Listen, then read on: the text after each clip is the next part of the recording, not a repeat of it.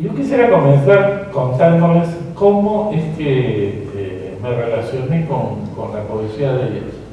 Porque en mi época no había ningún libro de Jorge Eduardo Eyerson, ¿no? Ustedes ahora pueden ir a una biblioteca, sacar una copia, irse a Amazonas y se encuentran una fotocopia de la primera edición, ¿no?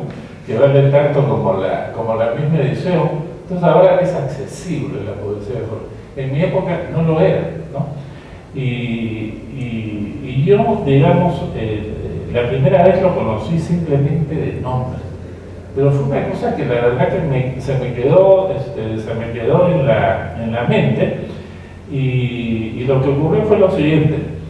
Cuando yo era niño siempre subía al techo de mi casa, de esas casas antiguas, ¿no?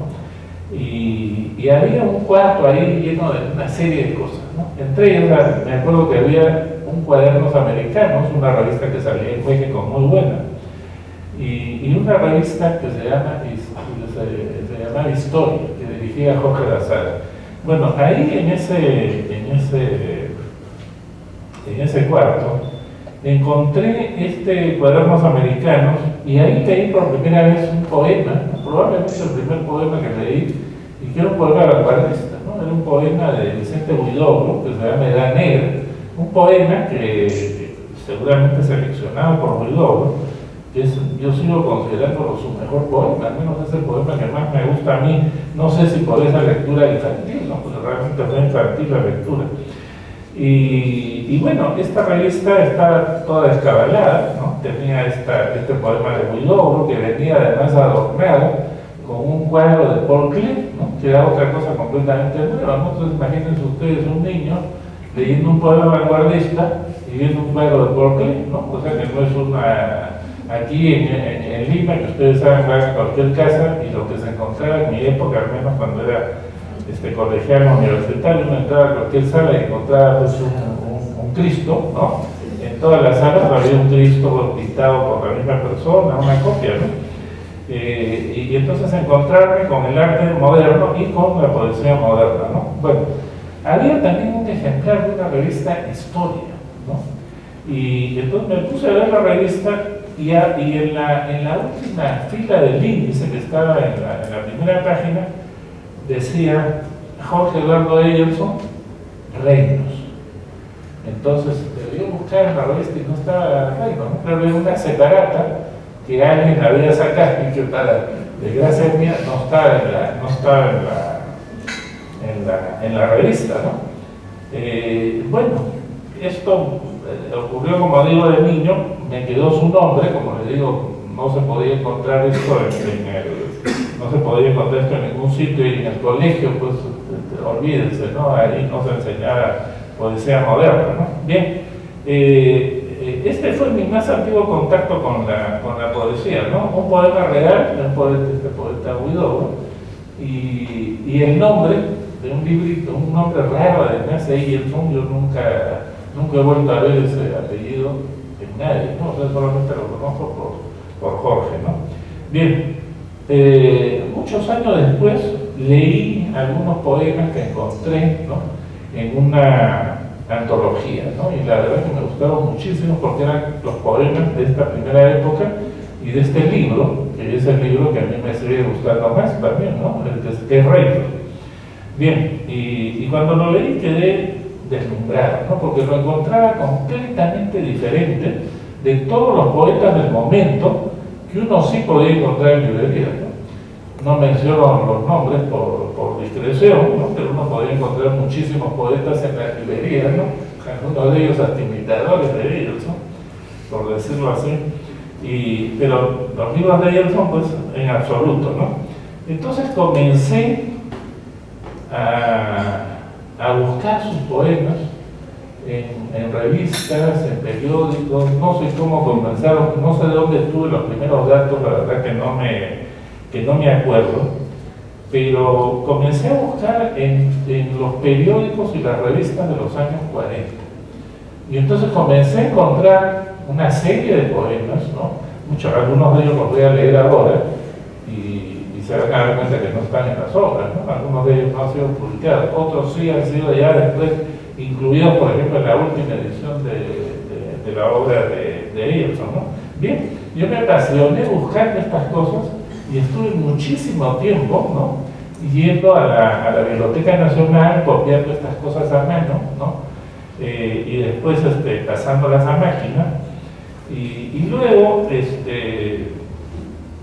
una cosa que le he tachado ahí a Alex, era que decía uno de los críticos, ¿no?, de los investigadores, no sé qué, cosa que no lo soy, ¿no?, porque lo he hecho en mi vida solamente una vez, ¿no?, que fue esta vez que buscaba lo de ellos. Y amplié la búsqueda durante unos, digamos, 25 años en publicaciones periódicas, ¿no? O sea, comenzando con Amaut, estas cosas de los años 20, llegando hacia el fin de la década del 20, la década del 30, como ustedes saben que hubo dictadura, no hubo revistas, casi no había que encontrar, y de los años 40 sí me pegué todos los periódicos y todas las revistas que pude encontrar. Y fui encontrando cosas de ellos, pero hice un trabajo en realidad mayor, porque comencé a buscar también cosas de otros poetas, ¿no? Entonces, si yo revisaba el Comercio y encontraba poemas de Martín Arán, pues simplemente los poemas de Martín Arán, fichar el poema de Martín Arán, si ven uno de ellos, lo fichar y si era de Lorenzo Rubén. Entonces, estuve trabajando, digamos, buscando todos estos poetas que como eran amigos, o muchos de ellos de los mismos cenáculos, publicaban en los mismos sitios, ¿no? En la prensa encontré muchísimas cosas, ¿no?, de Wilson, y después en un periódico que alguna vez creo que Lucho me dijo que ya no estaba en la biblioteca, ¿no?, se había perdido, no sé qué había pasado. ¿Te acuerdas que había un fragmento que no lo habían fotocopiado de un artículo, ¿no? Entonces, bueno, tengo algunos poemas de ese periódico que son de los más hermosos de ellos, ¿no? Y entonces hice un trabajo así, como decir, como de dos generaciones, ¿no? O sea, digamos, Martín Arán, Besac, todos estos poetas, hasta llegar a Javier Solórzano, ¿no? Ya con él me detuve, porque un momento dije, bueno, ya esta locura tiene que parar y me detuve. Y entonces, tenía muchísimos textos, ¿no?, de Jorge, ¿no? Pero muchos eran, o sea, yo podía copiar los poemas, pero no podía copiar todos los artículos, porque eran de toda una página del suplemento del Dominical. Y entonces cometí algo que la verdad que no me arrepiento, porque muchos lo han usado, ¿no? Mi enamorada, que ahora es mi esposa, y puedo decirlo acá, era bibliotecaria en una entidad que se llamaba la Sociedad Nacional Agraria, creo que se llamaba, ¿no? Y tenía la colección del Comercio, por ejemplo, ¿no?, y cosas de la prensa. Entonces, yo me puse a cortar todos los artículos de ellos, ¿no? Cosa que, como les digo, me felicito haberlo hecho, ¿no? En ese momento puede ser un acto terrible estar malogrando el patrimonio nacional, pero esos periódicos acabaron en la basura, porque esta entidad, en la época del gobierno militar de Velasco, no sé a quién se la pasaron y esos periódicos desaparecieron, ¿no? O sea que lo que hice fue en realidad salvar, ¿no?, esta coraje original, los textos de ellos, ¿no?, porque eran todos los textos de ellos que todavía los conservo, ¿no? Entonces, preparé con lo de ellos, preparé un pioner con todos los textos, ¿no? Y luego también preparé de los otros poetas. Entonces, yo he tenido y he leído mucho antes que otros, ¿no?, los textos de estos poetas, ¿no? He tenido, como decir, sus obras en prosa completas, ¿no? Porque la poesía era más fácil de encontrar, los libros se podían encontrar, o alguno de ellos se podía fotocopiar. Entonces yo preparaba unos pioneros y tenía pues uno de Westphalen, uno de Martín Arán, uno de Javier Solórzano, uno de Eilson, que creo que es el último que queda ya, bueno, y de otros, de Ricardo Peña Barrenechea, Enrique Peña Barrenechea, o sea, tenían toda la poesía. En mi casa hay una especie de biblioteca personal que solamente yo la utilizaba, ¿no? Pero como uno comienza a tener relaciones con amigos literatos, ¿no?, estos amigos en algún momento pues piden prestadas las cosas, ¿no? Entonces yo prestaba, o sea, he prestado a mucha gente estos textos, se han fotocopiado mucho, por ejemplo, a alguna vez lo ha fotocopiado, hemos fotocopiado juntos, no sé, estos textos que son bien difíciles de conseguir, ¿no? Si hay algo problemático aquí en Perú es cuando uno quiere hacer investigaciones, por ejemplo, se da en la Biblioteca Nacional, desde que hubo un director que decía esto es muy valioso, no hay que sacar fotocopias, ¿no? Hay que microfilmar, uno microfilman mal en la Biblioteca Nacional y luego las copias salen pésimas, ¿no? Entonces es problemático y cuesta el doble porque hay que sacar el microfilm que es muy caro y luego la redacción del microfilm, ¿no? De textos que no son muy buenos, ¿no? Bueno, entonces yo he prestado muchas veces estos textos a distintas personas, ¿no? Y muchos de ellos se han podido así reproducir, ¿no? Javier Sorroburi me facilitó también algunos textos de Eyerson, ¿no? Y estos textos, como les digo, yo lo que hacía en mi Pioner, iba poniendo las cosas, iba poniendo las cosas nuevas que salían, las iba poniendo, pero claro, yo no les digo que destruí la biblioteca, no lo hice con los textos de ellos, ¿no? Los demás los fotocopié, ¿no? Y a eso sí los fotocopié en un momento en la Biblioteca Nacional en que se podía fotocopiar y con los que pude preparar estos libros, ¿no?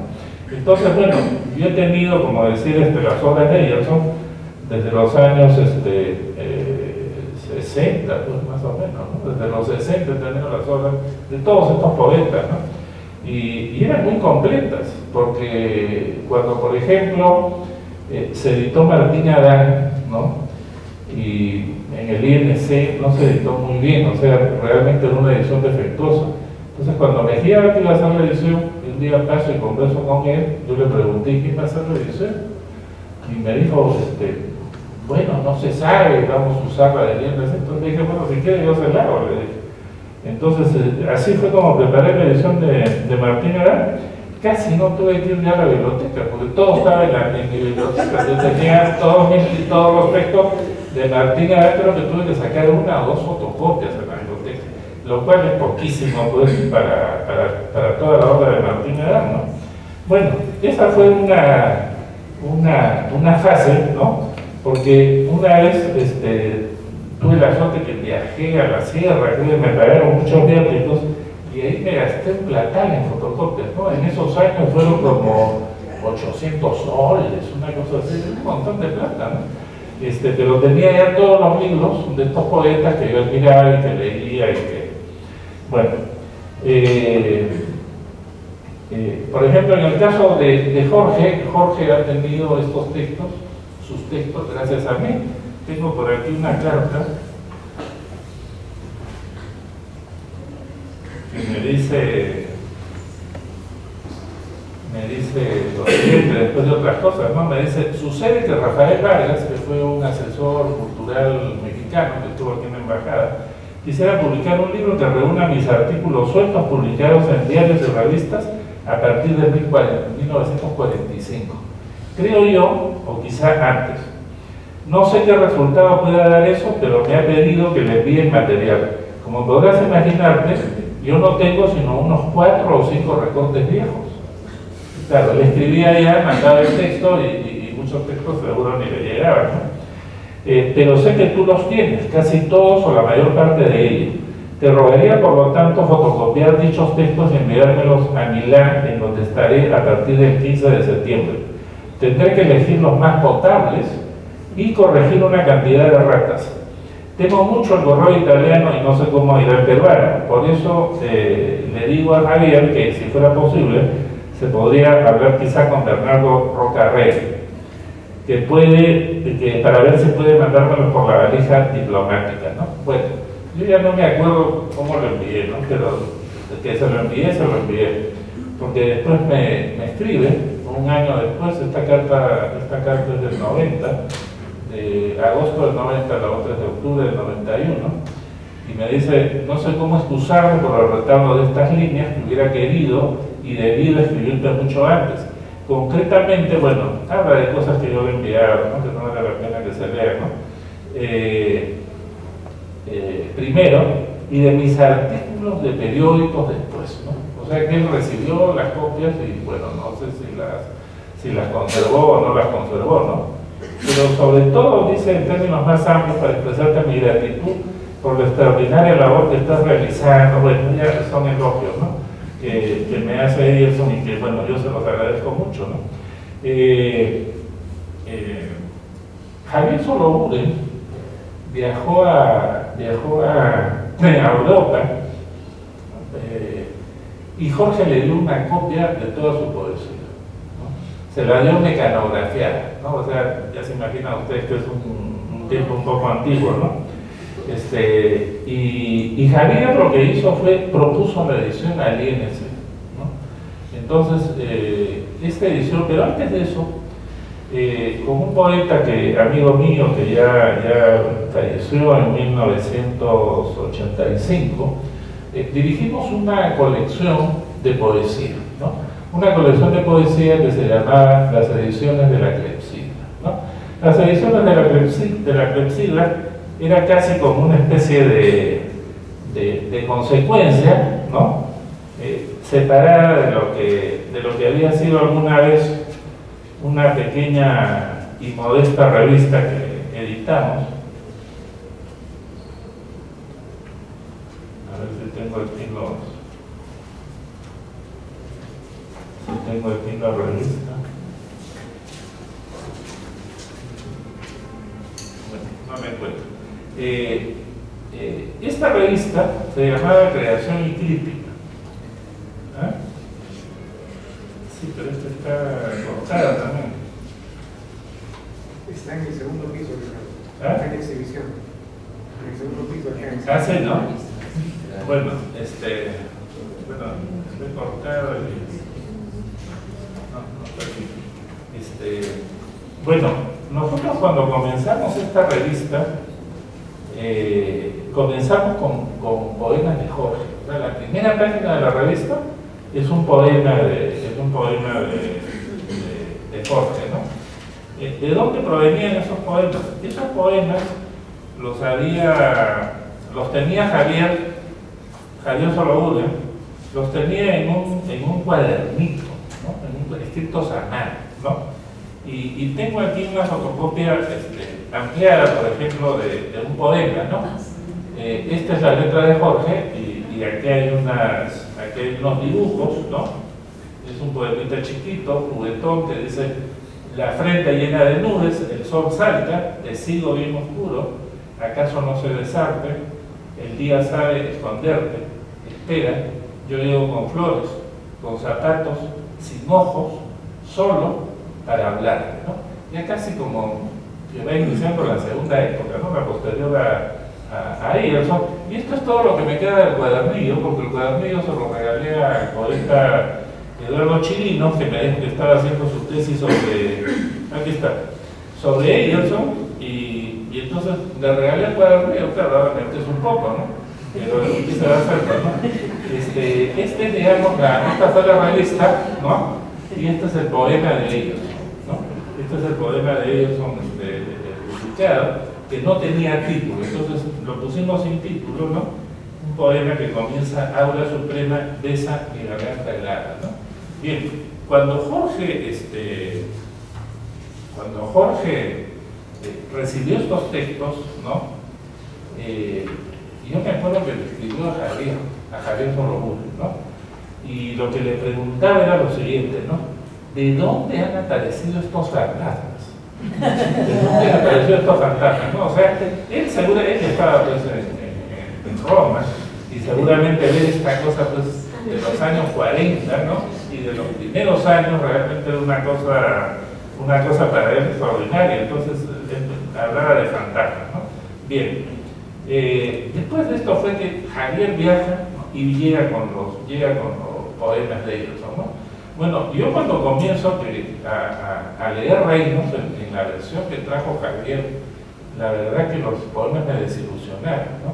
Yo no sé si Jorge fue el que tipió, yo lo que creo es que él mandó tipear, no sé quién me mandó tipear, pero la verdad que muchos poemas a mí me parecían que se habían elaborado, ¿no?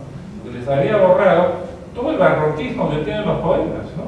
Y entonces, claro, cuando uno desde otra óptica corrige un poema que tiene una determinada poética y yo lo corrijo con esta poética, las cosas por lo general se malogran, ¿no? Ustedes conocerán el caso, por ejemplo, de Escalas de Vallejo, ¿no? Hay dos versiones, ¿no? Una que es la primera, está llena hasta de errores ortográficos, pero que es la mejor, ¿no? Porque es la más viva.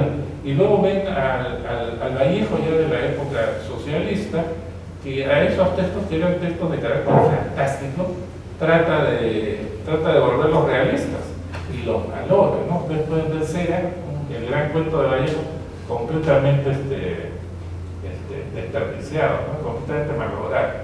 Bueno, eso es lo que pasó con Reynolds, ¿no? Entonces, yo lo que hice fue recurrir a los primeros textos, ¿no? Y había muchos textos que yo tenía de los periódicos, que él los había después conformado en Reynolds, los había incluido en Reynolds, ¿no? Y yo he visto que Reynolds ha seguido cambiando en todas las ediciones, ¿no? En la última, él agrega más textos, ¿no? Algunos textos que yo pensaba agregar ahora y que pensaba que todavía podrían ser inéditos, él los ha incluido en Reynolds, ¿no? O sea que nunca ha terminado, digamos, o cuando menos terminó con esta última edición corrigiendo Reynolds todavía, ¿no? Y haciéndole, colocando nuevos poemas de la época, ¿no?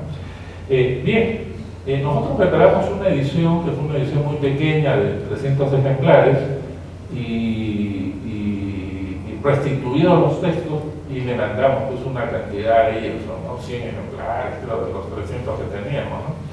Él seguro lo regaló. Y bueno, y aquí se vendió la edición y se acabó, y es una edición pues ahora sumamente rara, ¿no? Yo tenía 3 ejemplares, no sé por qué regalé uno, otro se lo regalé al propio Jorge un día que estaba en mi casa y que lo vio y me dijo, yo no tengo ninguno, me dijo. Entonces, y le dije, bueno, pues te lo doy, ¿no? Entonces yo me he quedado con uno, ¿no? Que lo tengo por ahí guardado, tan guardado que no lo encuentro. Bueno, entonces sale este texto, ¿no? Y ese es el texto que yo utilizo para poesía escrita en la edición del INC. ¿Cómo se hizo esta edición? Javier, como les digo, propuso editarlo en el Instituto Nacional de Cultura.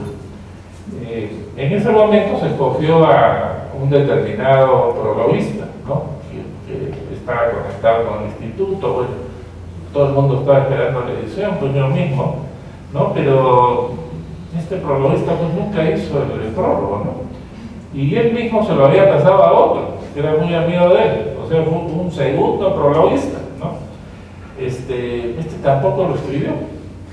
Y un día que estábamos visitando a Julio Ortega, que era el director del INC, estábamos conversando, me acuerdo, en correo, y de repente Javier, ¿no? Con una cosa así completamente espontánea, sin haberme dicho nada a mí, le dice a Julio Ortega, ¿y por qué no lo hace Ricardo?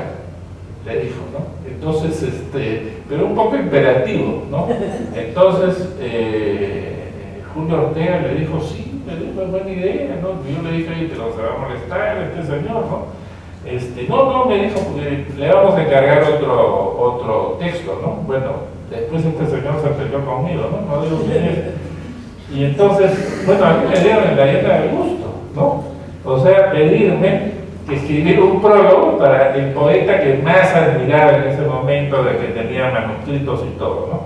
Yo he visto en la edición de La vida es una obra maestra, que ahí dice edición preparada por Ricardo Silva Santistera, ¿no? Es un, ¿cómo se llama? Es algo que yo en realidad, yo no preparé la edición, ¿no? Yo lo que hice es cuidar la edición, corregir los textos y respetar el orden de Jorge. Porque si yo hubiera preparado la edición, me hubieran dado la libertad de preparar la edición, yo le hubiera metido muchos más poemas, ¿no? Que eran los que tenía tipeados, ¿no? Entonces yo simplemente respeté. Solamente recuerdo haber elegido otros textos en Reynolds, ¿no? Que Jorge no objetó, entonces, como decir, aceptó que esa edición estaba bien, ¿no? y que la que él le había enviado no. Entonces cuando se mandaron los originales a la imprenta, se puso un ejemplar de la edición de la clepsidra, y corregí también otro texto que también me parecía que lo habían dañado, ¿no? Que era Primera muerte de María, que había aparecido en una revista que se llamaba Literatura, y el texto que tenía Javier no era muy bueno, ¿no? Entonces yo le decía a Javier, oye, es una gran diferencia, este texto es superior, y tú, Javier, me decía, hay que respetar lo que dice Jorge, ¿no? Entonces, bueno, tenía razón, pero yo la verdad que no respeté y puse el texto antiguo, ¿no? Porque el otro estaba que lo habían malogrado ese texto, ¿no? Entonces, bueno, salió el libro, finalmente, ¿no? Me obligaron a escribir la última parte, porque quería escribir una bibliografía, yo me resistía a hacerlo, porque yo no estaba haciendo una edición, pero Marta Hillebrand insistió y me dijeron, no ha insistido, entonces tuve que escribir la nota final, ¿no? Entonces, es una nota bibliográfica que da toda la lista de los poemas de Jorge, ¿no? Entonces, bueno, ya estaba publicado el libro. ¿Y qué pasó? Que al poco tiempo llega Jorge. O sea, muy poco tiempo después, ¿no? Por decir, esto salió en abril y aquí estaba él por el mes de julio, ¿no? Una cosa así, ¿no? O sea, al poco tiempo llega, entonces, bueno, conocer a un poeta que yo tanto admiraba y del que había tipeado tantos textos, ¿no? Y del que por el que había robado también en una biblioteca, ¿no? Bueno, como todos los grandes poetas que he conocido, ¿no? Jorge era una persona muy sencilla, ¿no? Y muy cordial, ¿no? O sea, los grandes poetas que he conocido siempre han sido personas sumamente sencillas, ¿no? Nunca, o sea, grandes poetas me refiero, ¿no? Nunca han sido ni malcriados ni nada, sino al contrario, muy sencillos, y Jorge era así, ¿no? Entonces, me acuerdo mucho que Javier Sologuren nos invitó a almorzar a Los Ángeles, en Chosica, en Chaclacayo, y cuando llegué estaba Jorge, ¿no? Entonces lo primero que me dijo era, muchas gracias, me dijo, por el prólogo que había escrito, ¿no? Entonces, claro, mi prólogo es un prólogo que si ustedes no leen, pues ver que es un prólogo lleno de admiración, ¿no? Porque la verdad que he admirado siempre infinitamente a Jorge, ¿no? Y más esta primera época, ¿no? Es la que más me gusta más que la segunda, ¿no? Eso es una cosa que debo confesar, ¿no? Bien, a Javier yo siempre le pedía cosas de Jorge, y bueno, lo único que él me dio, bueno, fue este cuadernillo, que como les digo, lo usamos aquí en Creación y Crítica. Había problemas, me acuerdo, con la cuestión del espacio, porque como solamente teníamos 16 hojitas, ¿no? Que era tan poco, ¿no? No queríamos desperdiciar, pero ni una línea, ¿no? Y había un problema con este poema Cano, ¿no? Que ustedes pueden ver que el título está a un borde, ¿no? Y está casi al tope hasta abajo, ¿no? Entonces, el tipo de la imprenta dijo, ¿por qué no le cortan 2 o 3 líneas? Para que salga. ¿Por qué decía eso? Porque el poema decía velocidad, esplendor, y sin embargo amanece, anochece, amanece, anochece, amanece, anochece. Entonces dijo, ¿por qué no le cortan? Lo que se nos ocurrió fue poner al borde el título, y en el otro borde la nota que tenía, que es poema giratorio con pájaros, siglos, esplendores, etcétera, ¿no? Y entonces así fue como salió este poema, ¿no? Y con Jorge en la portada, y en la clepsidra también, ¿no? El primer título de Jorge, ¿no? Bueno, todo esto se lo cuento para que vean cómo admiraba yo a Jorge, ¿no? Y ahora, pues, como les digo, no me lamento, ¿no? Haber robado esa biblioteca, porque la biblioteca finalmente desapareció, ¿no? Como desaparecen muchas de las entidades estatales. Zampista creo que no es estatal, pero con el tiempo la convirtieron en estatal. Y copié muchos poemas de Jorge, ¿no? Copié muchos poemas, ¿no? Y algunos de ellos son pues absolutamente inéditos, ¿no? Por ejemplo, tengo aquí 3 páginas, ¿no? Ya no está la carta, no sé por qué, creo que se la presté a una chica que estaba haciendo su tesis, ¿no? Y no me la devolvió, no sé qué, pero Jorge le había enviado a Luis Fabio Chamar, que era, por decir, el crítico del momento, que dirigió una revista que se llamaba Tres, ¿no? Esta revista se llamaba Tres porque Tres eran los directores, ¿no? Y fue la gran revista de su época, ¿no? Ahí publicó Martín Adán, por ejemplo, La Rosa de la Espinela, ¿no? Y Jorge, me acuerdo mucho también de eso, en la carta, era una carta que tenía unos bordes negros, o sea, negros. Jorge estaba de luto, ¿no? No sé quién había fallecido, pero en esa época había estos papeles con estos bordes negros para escribir indicando que uno estaba pues, de luto, ¿no? Bueno, aquí voy a leerles este poema que, como les digo, es inédito, ¿no? De este grupo, de estos textos dirigidos a Luis Fabio Chamar, ¿no? El texto se llama Silencio, ¿no? Jorge, evidentemente, lo que quería era que se publicara en la revista Tres, ¿no? O sea, estaba muy joven y los textos no salieron en Tres, o sea, no los consideraron como para publicarlo, ¿no? Pero estaban en el archivo, ¿no? Y esto me lo prestó la hermana de Luis Fabio Chamar, ¿no? Bien, voy a leer el texto, ¿no? Dice: ¿quién te ha visto pasar sonriendo por un mundo sin casas ni cielos, sobre mares inmóviles y sueños de amor, entre inviernos rendidos y cuervos como largas lunas muertas? ¿Quién como Dios ha podido alcanzarte en el instante mismo en que te hacía sombra, material nocturno y sollozo y un grande azulado semblante de niebla, apoyándose en todo más lento que el tiempo? ¿Quién te ha impedido nacer y muy suave y segura roernos, como un pozo de muerte en la piel, y que lejos, entre puertos despintados, soliloquios de pescados y mendigos, te eligieran en un canto de fastidio, y polvo y lluvia, sacerdotisa de aguas sucias, y te hablaran las cortinas por el viento, más ligeras que la sangre o el sol, cuando pasan de la mano por la vida? ¿Quién entre sombras te ha entregado un vago, dulce pueblo de palomas y llorando, llorando, te ha nombrado a ti que eres el silencio de toda la tierra? Ahí acaba el poema, ¿no? Ustedes pueden ver que ya hay algunos rasgos, ¿no? Que ahora los vamos a ver posteriormente en su poesía, ¿no? Por ejemplo, soliloquios de pescados y mendigos, ¿no? Puro Eyerson, ¿no? Puro Eyerson.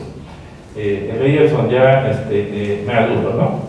Bien, cuando eran jóvenes, Javier Soloburen, Jorge Eduardo Eyerson y Raúl Delfua eran muy amigos.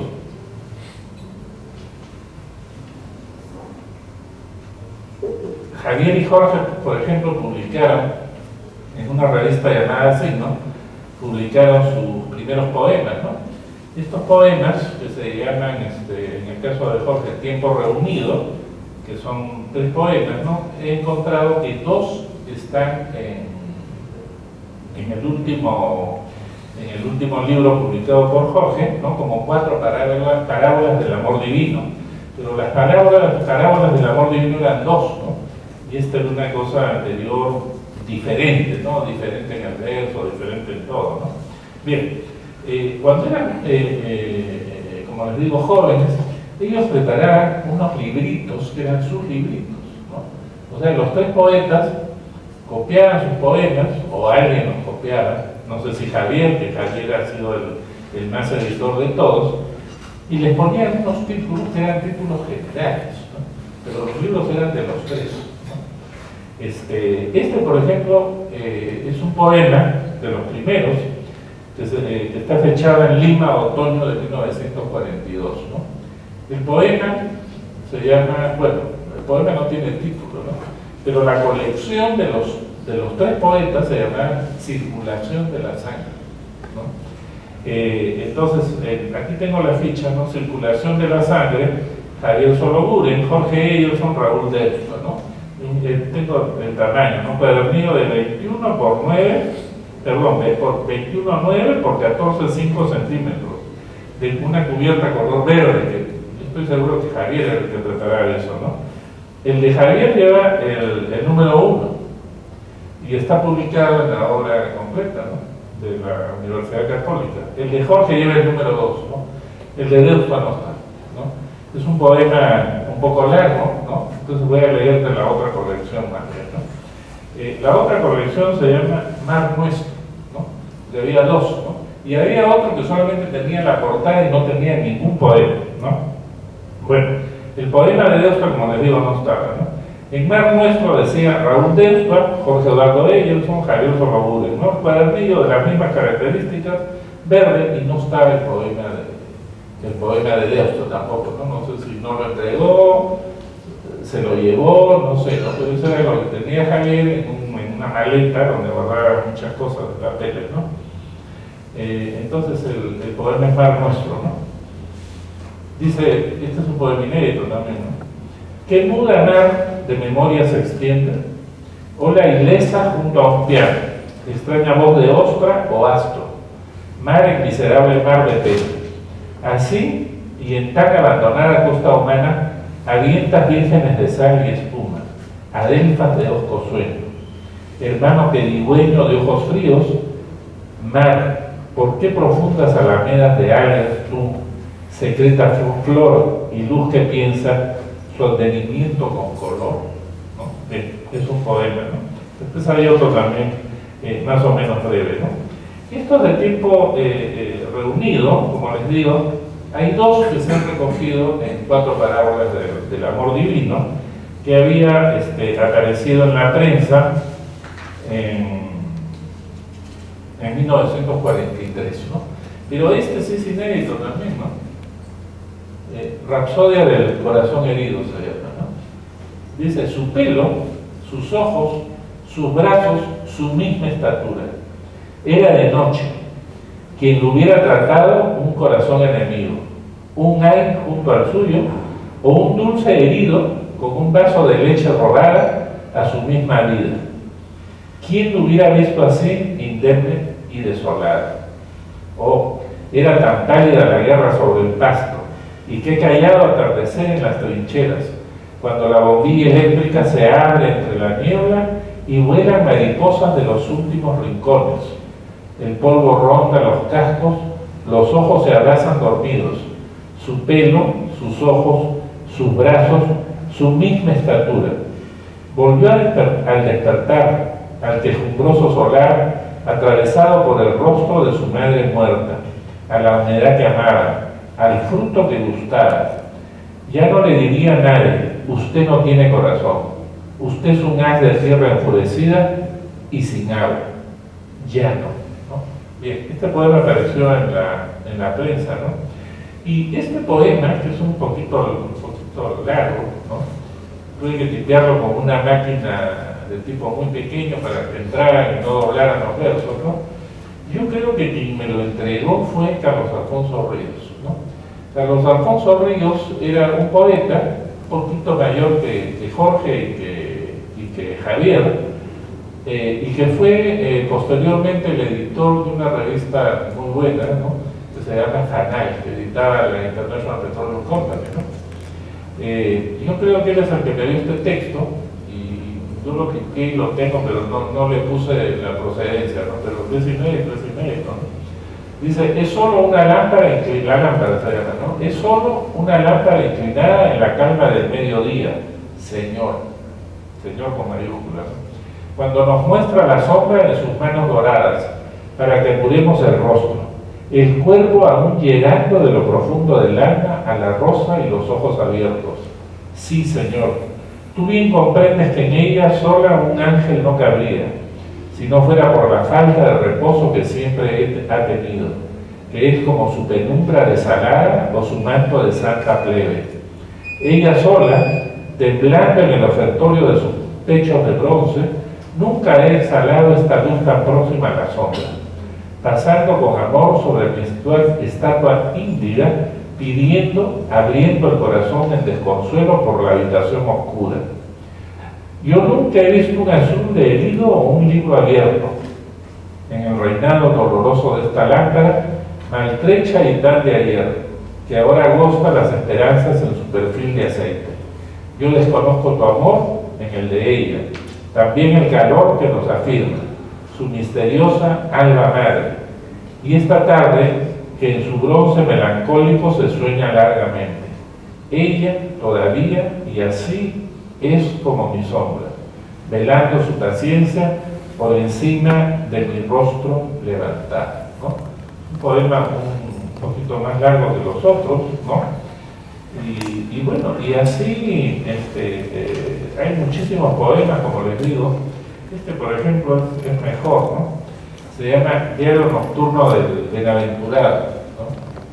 Apareció en 1943 en la prensa también, ¿no? Dice: añoso calienta el palo de púrpura del techo, la cal desnuda que persigna un santo, de sombra brotado del fondo mismo de la casa, como una oscura estampa de luz arrebatada. Solo avistado a la luz de un candelabro, como ante un puro dedo que le abriera la entrada a la dulzura, surge embelesado, al borde de la dicha, del pecho herido en un destello rojo. Despierto en sueños a la mañana, tras la verdosa reja, las manos en acecho, los aclarados ojos vueltos hacia el cielo, como hacia la única rosa salvada. Espera quieto la brisa que devuelva sus plegarias el perfume. Seguro y tierno, casi ignorado por su propio corazón. No muere porque da luz de otro más cerca aún que el suyo, donde el sudor es el palacio del pobre, y no existen aguas, ni comida, ni alborada, capaces de arrancar de aquella casa un frente amable, sus cuatro muros allanados por la oscuridad. Tiempo ha, su acento nace y muere en aquel aire, igual que un pálido mendigo contra la misma puerta, y cuyo cuerpo ciego echa alas y atraviesa la esperanza, ¿no? Bien, este es otro de los poemas de lo que estábamos llamando, pues, el primerísimo Egerton, ¿no? Porque son textos, como les digo, cuando era muy joven, ¿no? Pero también existen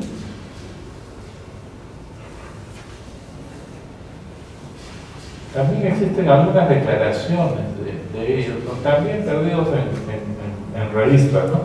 Este texto lo encontré, ¿no?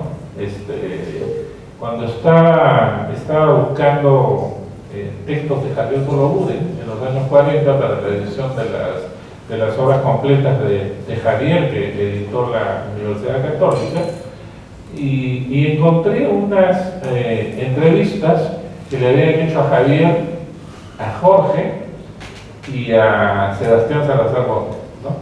La de Javier está en las obras completas, ¿no?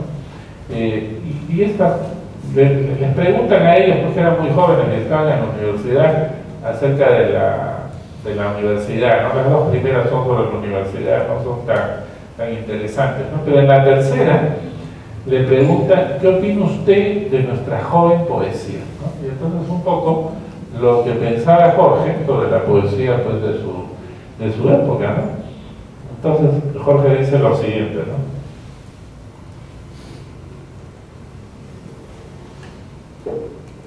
Los juicios sobre poesía casi siempre carecen de valor, por el sencillo hecho de que casi siempre llevan cargas extrañas a la pureza misma de la poesía. Pero se puede hacer una observación general en lo que concierne a nuestra poesía última, a la más joven, y es que ella acusa un estancamiento en su desarrollo.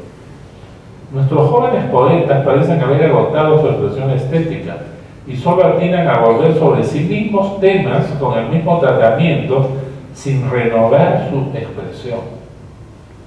Se diría que estos artistas, indudables algunos de ellos, hubieran perdido interés en cultivarse. Yo creo, a mi modo de ver, que si la expresión elegida por temperamento es la del arte, hay que conocer en todas sus formas, tanto como a la misma naturaleza, para luego poder recrear ambas ambos de acuerdo con las exigencias más personales. Un artista, un poeta, no debe dejarse ahogar por las experiencias de lo humano, de la vida, como tampoco por las del arte. La alta poesía, que es solo una, requiere exacta distribución de las fuerzas humanas para ser alcanzada y no se da por partes. Desconocer lo estético y rendirse a lo humano, o desconocer lo humano y rendirse a lo estético, son dos maneras de hacer arte, poesía, pero en ninguna de ellas se encuentra la esencia más segura y verdadera. Algunos de nuestros escritores y poetas jóvenes acusan ya una suerte de madurez unilateral en sus escritos, pues o bien unos se encierran en un juego retórico acabado, o bien otros se muestran a la luz del día, cargados de doctrina humana, produciendo una gran emoción social, pero ninguna artística. Por lo demás, es muy hermoso que todos trabajen por tan puros objetivos y que muchos de ellos hayan obtenido ya verdaderos frutos humanos y artísticos a la vez, ¿no? Como ven, es muy lúcido, siempre Jorge, ¿no? Y aquí está un poco criticando esta poesía, la poesía social, ¿no? Dice, es muy hermoso que todos trabajen por los puros objetivos y que muchos de ellos hayan obtenido ya verdaderos frutos, ¿no? Bien, esta es una declaración de Jorge desconocida también, ¿no? Porque nunca, creo yo, se ha publicado, ¿no? Bien, pero no solamente tengo cosas así tan antiguas, ¿no? Hay unas que ya no es del primerísimo de ellos, ¿no? Pero ustedes saben que pues ya muy joven maduró, ¿no? Yo creo que fue el poeta de estos tres, este grupo de tres, porque eran en realidad tres, Javier Solórzano, Raúl Delso y Jorge Eduardo Eyerson. Yo creo que es el que maduró más rápidamente de los tres, ¿no? Y por eso es que tiene así varias fases, digamos, dentro de su creación literaria, ¿no? Javier Solórzano me contaba un día que la poesía de Jorge había cambiado en un momento en que Jorge viajó a la montaña, como se decía en esa época, por la selva, ¿no? Y me dijo, cuando regresó, me dijo, y regresó con unos poemas, me dijo, extraordinarios, ¿no? ¿Y dónde están los poemas, no? ¿Dónde estarán? Pues me decían los poemas, pero era otra cosa, me dijo, de lo que había estado haciendo en sus comienzos, ¿no?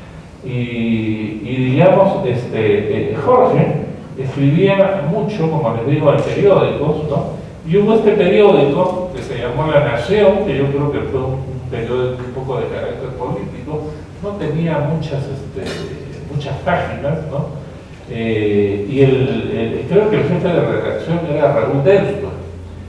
Entonces, como era Raúl Delso, la parte de la poesía estaba pues servida, ¿no? Siempre había textos de Jorge y siempre había textos de Javier, ¿no?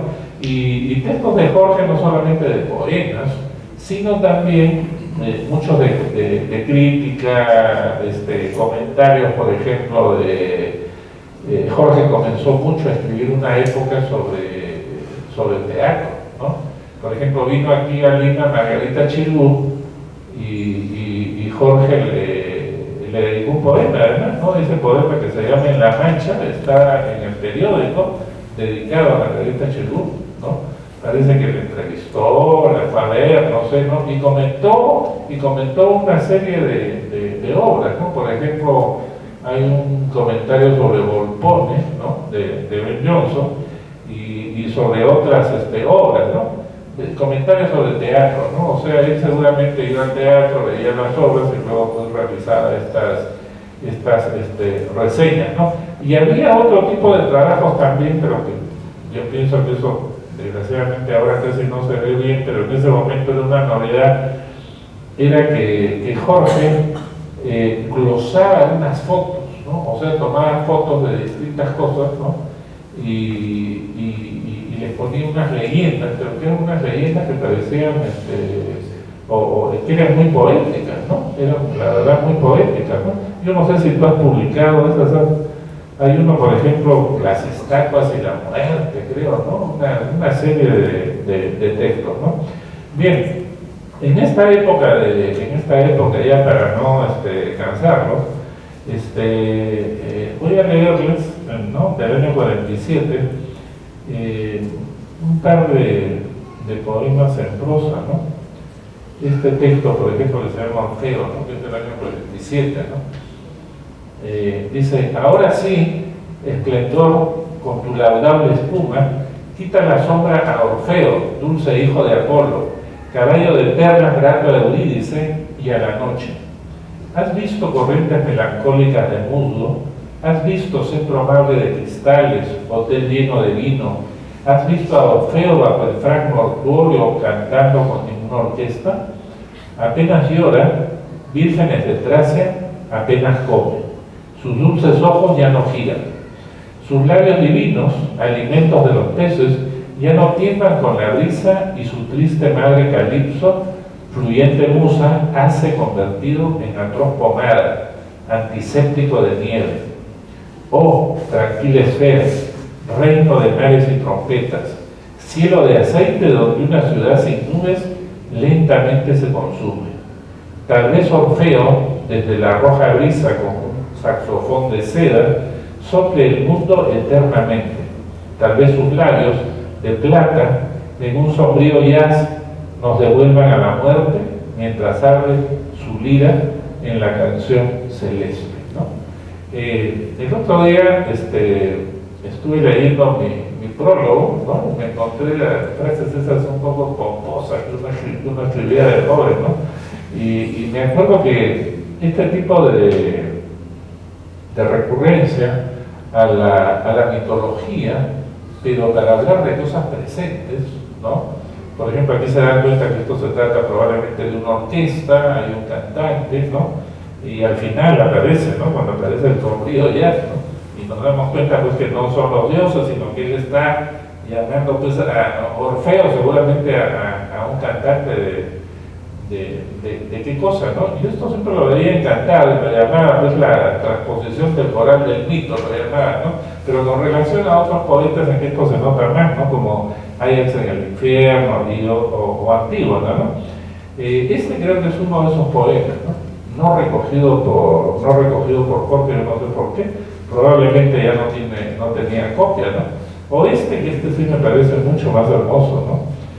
Dice, el beso se llama, ¿no? Adoraba de su cabeza aquella parte pura por donde la tristeza perenne, la memoria de la creación, la antigüedad de la sangre, dejaba un sello de nieve, una sombra doliente en la dulzura gracial de su rostro. Desde allí, desde aquellos ojos celestes coronados por la rama rubia y crujiente de su cabeza mortal, me era posible amar todo cuanto en la vida anhelaba. Un valle profundo regado por un río espejeante, una avenida de pinos agitada por su glorioso aliento, una cascada de brezo libre y undoso. Todo me era dado en aquella región bañada por el ave inmemorial de su tristeza. De cuando en cuando, aquel rostro afligido, aquel semblante tibio y melancólico como un árbol llovido, inclinaba sus ojos de bestia pura hacia el abismo de su sangre. Solo entonces, sus dos labios inmóviles y tristes como un fruto salvaje, agitábanse ligeramente en lo alto de su vida. Solo entonces, de entre aquella fruta divina, de entre aquellos labios sedosos y tranquilos, en los que jamás nadie había reposado, brotaba un lirio jadeante, grácil y silencioso, como un himno al amor y a las criaturas. Solo entonces, mis dos labios gozosos, por entre los vientos de los valles y la sombra de los astros, entre la palpitación sonora de mi sangre y el ladrido de un perro, llegaban hasta su rostro para depositar misteriosamente un beso cálido y perfecto en el fondo de sus labios humanos, ¿no? Este poema a mí me parece hermosísimo, ¿no? Uno de los grandes poemas en prosa que se han escrito aquí en el Perú, ¿no? Y bueno, tengo otras cosas también que yo alguna vez pensé hacer una edición de Jorge Eduardo Eyelson, ¿no? Cosa que de repente ya no vamos a tener que hacer, porque ya lo están haciendo aquí en Víctor Ruiz Velasco, está preparando una edición. Pero, por ejemplo, este poema que a mí me parecía muy interesante, que se llama El Circo, he visto que está suprimido en la última edición de la poesía de ellos, ¿no? O sea, no está, justamente yo dije, ¿qué pasó? ¿Ah? Creo que está en antología. ¿Está en qué? En antología está. En mi edición está envuelta y está en la de Norma, pero en la última no está, ¿no? Creo que está en arte poético. En arte poética, ¿no? Ah, bueno, no sé, no lo he visto, ¿no? Bueno, de todas maneras, yo lo que les voy a leer es un inédito también, del circo, ¿no? Porque el circo, aquí yo lo tengo tipeado, ¿no? Y con la fecha de 1945, probablemente lo tomé de algún periódico, ¿no? Pero alguna vez, conversando con el músico Enrique Iturriaga musicalizó algunas obras de Eyelson, ¿no? La más conocida, debo tenerla por acá, la más conocida es Canción y Muerte de Rolando, por el que creo que le dieron el Premio Nacional de Poesía, si no me equivoco, ¿no? Le dieron el premio, ¿no? Yo nunca he oído esa obra de Iturriaga, pero yo encontré, creo que fue Manuel Moreno Jimeno, el poeta Manuel Moreno Jimeno, el que me prestó ese texto. Antes había unos programas muy bien preparados en la Orquesta Sinfónica, para la Orquesta Sinfónica Nacional, ¿no? Eran papel periódico, muy ordinario, doblado en cuarto, pero los textos realmente eran notables, ¿no? Y cosas así ya no se escriben ahora, ¿no? Y tengo la versión reducida a 3 estrofas de Canción y Muerte de Rolando, ¿no? Esto sí debe ser sumamente raro, a menos que alguien tenga pues, todos los programas de la Sinfónica Nacional, cosa que podría existir, no lo sé, ¿no? Pero este texto, ¿no? Fue compuesto por Enrique Iturriaga, ¿no? Y aquí lo que dice es lo siguiente, ¿no? Dice, Enrique Iturriaga ha compuesto su Canción y Muerte de Rolando, que fue premiado en 1947 con el Premio Nacional Dunker Lavalle. La obra está concebida como una serie de 3 piezas precedidas por un preludio para voz de soprano y orquesta. El texto es una selección y síntesis del poema del mismo nombre de Jorge Eyelson, que obtuvo el Premio Nacional de Poesía el año 1945. Dicha selección, destinada a hacer viable la musicalización del poema, fue efectuada por el propio Eyelson y dividida en las 3 secciones cuyo texto damos a continuación, ¿no? Probablemente Jorge seleccionó 3, nunca lo he chequeado, pero yo pensaba, ¿no? Si yo hubiera hecho una edición de Jorge, esto lo hubiera puesto en un apéndice, ¿no? Para que se viera qué cosa es lo que él seleccionó, ¿no? Bueno, lo que les voy a leer es este texto de Jorge, ¿no? Que ya no tiene la fecha del 45, ¿no? Como esta otra, que es un texto en prosa, sino este es un texto en verso que se llama El Circo, ¿no? Y la fecha es París, octubre de 1950. Entonces, esto parece que también debe ser musicalizado por Enrique Iturriaga. Yo creo que nunca lo hizo, pero me facilitó el texto, ¿no? Me lo dio, entonces yo lo copié. Voy a leerlo, ¿no? Dice El Circo, ¿no? Primero, ¿no? Pipo, pipo, pipo, pipo, roja, verde, blanca, amarilla, azul y naranja. Tu cabeza cuadros, desdichado, jirafas pintadas, tambores, tambores, jirafas pintadas, tambores, tambores, os oyen tambores, vejetes y gordas palomas. Tan, tan, bo, bo, tambo, tambo, res. Tu ecuyer, amada, ya viene, oh, oh, oh. Roja, verde, blanca, amarilla, azul y naranja. Tu cabeza a cuadros, desdichado. ¿No? Bien, esa es la primera parte, ¿no? Claro, seguramente todas estas cosas pues las haría bien, no como lo estoy haciendo yo, un cantante o una cantante, ¿no? Sobre este tema del circo, ¿no? Que debe haber sido pues, pensado como les digo, una obra de carácter revolucionaria en ese momento. Ustedes saben que Iturriaga ha sido uno de nuestros mejores músicos del siglo XX, ¿no? Creo que todavía vive Iturriaga, debe estar muy anciano, ¿no? Bien, para terminar, porque creo que ya se nos fue la hora, ¿no? ¿Me he pasado o no me he pasado? Bueno, les voy a leer un texto que me dio Javier Solobún, es muy breve y es ya de la última época, ¿no? El texto se llama Tívoli, ¿no? Es un manuscrito de Jorge, ¿no? Un manuscrito que tenía Javier, ¿no? Que tenía Javier y que me lo prestó, yo lo fotocopié, pues, ¿no? El ipso facto, ¿no? Se llama Tívoli, ¿no? A Paolo Tolstoy. Dice: esta mañana de abril, las hojas verdes cubren el corazón de Paolo, que no puede caminar ni decir una palabra porque la vida pesa esta mañana de abril como un árbol de papel en el oxígeno puro. Y si dijera una palabra, tan solo una palabra, ardería el mundo entero, ¿no? Bien, esta es de la última. Muchas gracias por haberme